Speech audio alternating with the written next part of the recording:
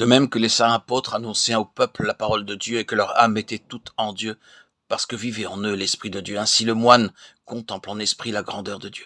Même s'il se trouve encore physiquement dans une étroite et pauvre cellule, il garde son cœur pour ne pas offenser son frère et ne pas contrister l'Esprit Saint par des pensées mauvaises. Il humilie son âme et ainsi tient à distance les esprits malins et de lui et des autres hommes qui implorent sa prière.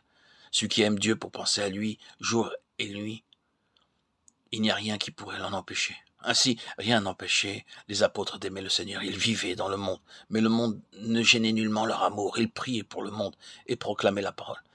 L'Esprit de Dieu nous apprend à prier partout, même au désert, pour tous les hommes, pour le monde entier. Il n'y a rien de meilleur que la prière.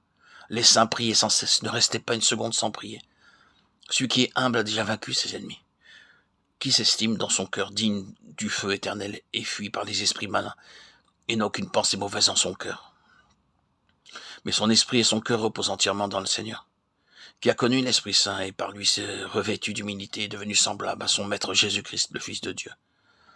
Les saints pères plaçaient l'obéissance au-dessus du jeûne et des prières, car un moine désobéissant pourrait penser être un ascète ou un orant, alors que celui-là seul est pur d'esprit, qui remet sa volonté propre entre les mains de ses supérieurs et de son Père spirituel. Un moine désobéissant ne saura donc jamais ce qu'est la prière pure. Un homme orgueilleux et obstiné ne peut connaître la pureté spirituelle, même s'il vivait 100 ans dans son monastère.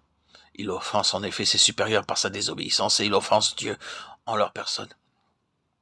Il n'est pas possible de garder la paix intérieure, sinon en veillant sur nos pensées. Ne pas juger les autres, Matthieu 7:1. Bien souvent, nous parlons de ce que nous ne connaissons pas ou de ce que nous connaissons mal, alors que peut-être ce frère est spirituellement semblable à un ange. Ne te mêle pas des actions des autres. Fais attention aux tiennes et accomplis ce que ton supérieur te commande. C'est alors que Dieu t'aidera par sa grâce et tu goûteras les fruits de l'obéissance dans ton âme.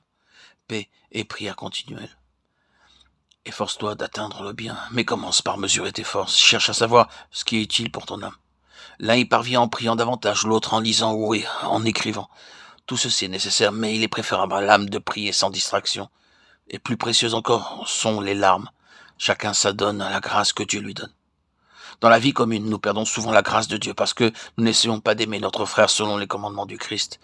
Jean 13:34. Si ton frère t'offense, et qu'en toi monte peut-être une pensée mauvaise, si tu le condamnes et que tu ressentes peut-être de la haine, tu sentiras que la grâce pénètre plus difficilement dans ton âme. Exerce-toi donc par la paix de l'âme à aimer même celui qui te calomnie et à prier aussitôt pour lui. Demande à Dieu de toutes tes forces le don d'aimer tous les hommes, puisque le Seigneur a dit « Aimez vos ennemis » Matthieu 5:44. Si nous les aimons, nous ne pouvons pas goûter la grâce divine. Et si par contre, notre amour déborde pour nos ennemis, nous recevrons des grâces sur grâce.